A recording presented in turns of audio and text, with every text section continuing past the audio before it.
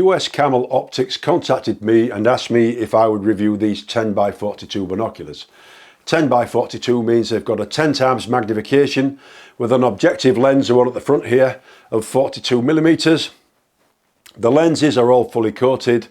The binoculars are fitted with back 4 prisms, which means the image should be a lot better in these binoculars because the coated lenses and the prisms allow more light through, which leads to a better image. Field of view 303 feet at 1,000 yards.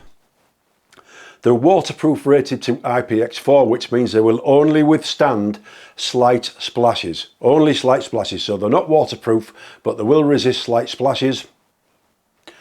There is also a facility to connect these onto a tripod, which I think is very handy because you can actually see things a lot better when looking through a tripod.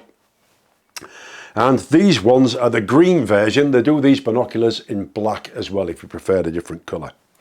So I've just taken some video using a GoPro looking through the lens on these binoculars so you guys can have a look at actually the quality of the lenses. I know it's not going to be perfect, but at least you'll be able to see what it looks like when you look through the binoculars.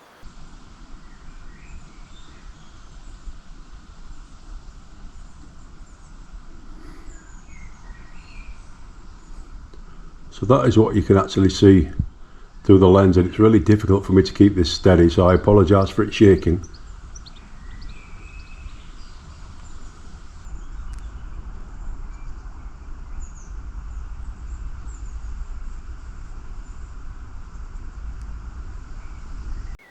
So looking at that radio mast over there, or cell mast, I can see that very clearly with these 10 times binoculars, and if there was somebody working on there I would be able to see them.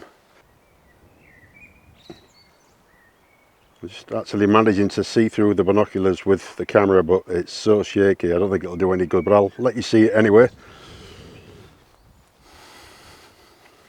So here are some binoculars that I already have along with the Uscamel ones, and I've laid them in the order of how good they are in my opinion. It's only my opinion. These ones are very cheap and they are considerably better than them. These are not cheap binoculars, but because I've got such a small objective lens, the image from these is much better.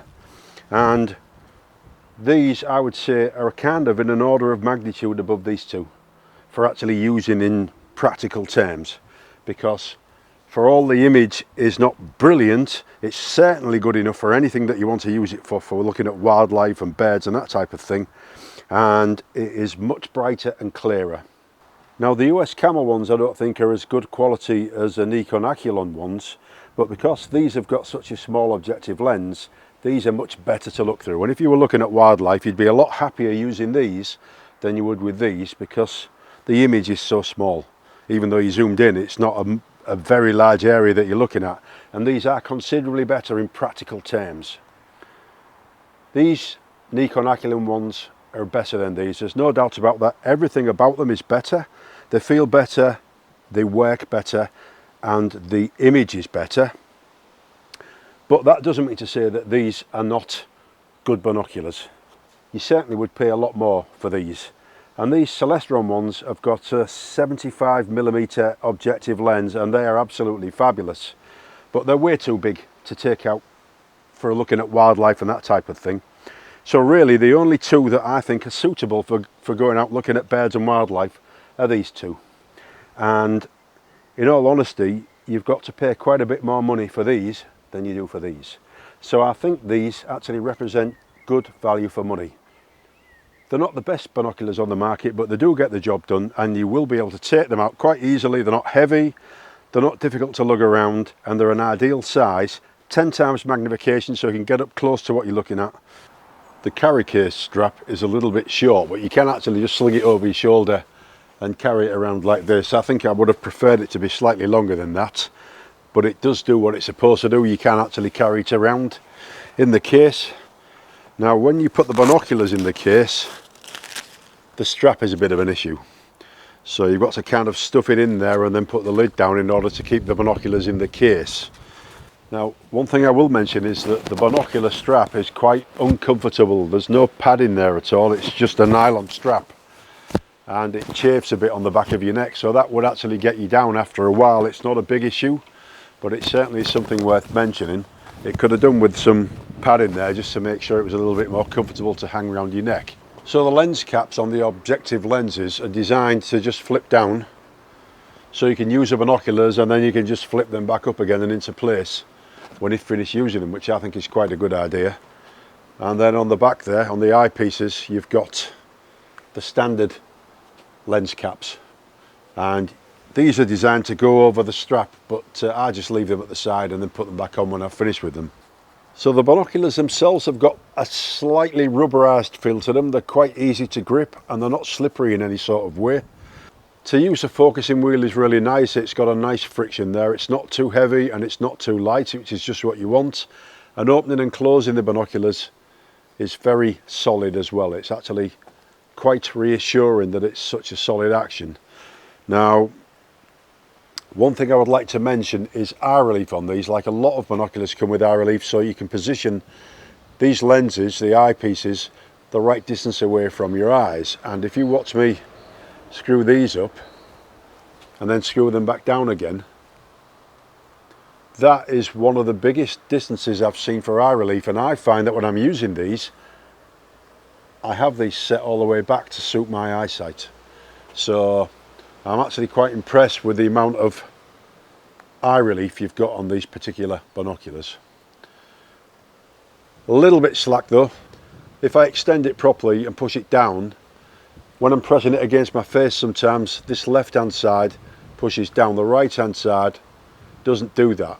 So this one side is a little bit loose, which is a little bit disappointing, but it's not a big deal because when I'm looking through the binoculars, I actually hold on to it with my fingers and stop it from going in. So it's not a big issue. In the center there, between the two lenses, you can see there's a black button. Now that actually screws out like so, and that is where the tripod mount is. So the tripod mount goes onto there. So unfortunately you can see that that tripod mount is loose because there's not enough thread in the binoculars there to screw this all the way in, so I need to put some washers there to pack it out a bit. So I've just put a couple of washers on that now, and I'm hoping that will be enough to make this a tight fit.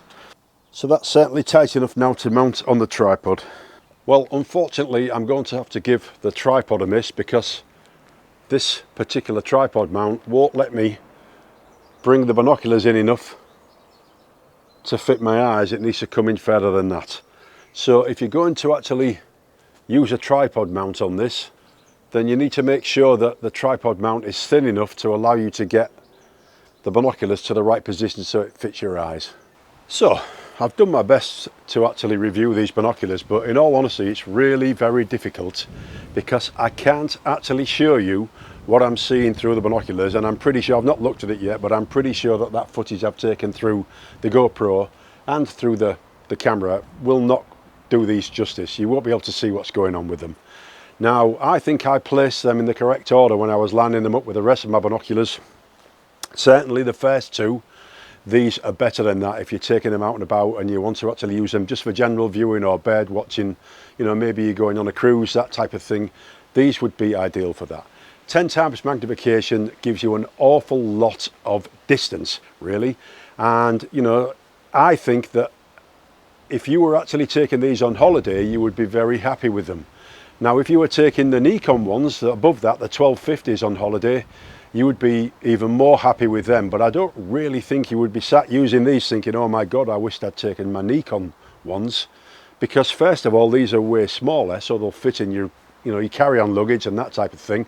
They're not as heavy and they're not as expensive if you lose them as well. That's another thing to think of, or if somebody steals them. I think they're actually pretty good for what they're made for. The eye relief is really good, but it's not so good that when you're looking at it, it pushes that in.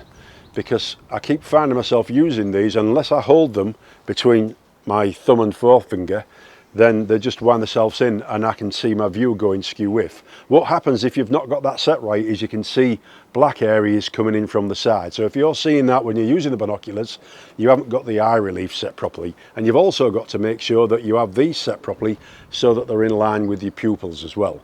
That's something else to bear in mind. I'm very disappointed about the tripod mount not fitting. I would have loved to have mounted these on the tripod and used them. I might even have been able to get a little bit better footage looking through them with the GoPro. But unfortunately, that wasn't going to happen. If you've never used binoculars on a tripod before, you should get a tripod and try them, because they are phenomenal on a tripod. It just takes them to another level. Now, if you're going to try and put these on a tripod, you need to make sure that you get a mount that is very narrow to allow you to get the full movement of either side of the binoculars. So that's something to bear in mind. Now, personally, I think I would have preferred the black colour, but the green is probably better for if you're out and about the countryside bird watching. I really don't think it'll make very much difference at all. I think they're reasonably well made, and I think if you bought these binoculars, you would not be disappointed. Now, I hope you found this review useful. Thank you very much for watching, and please take care.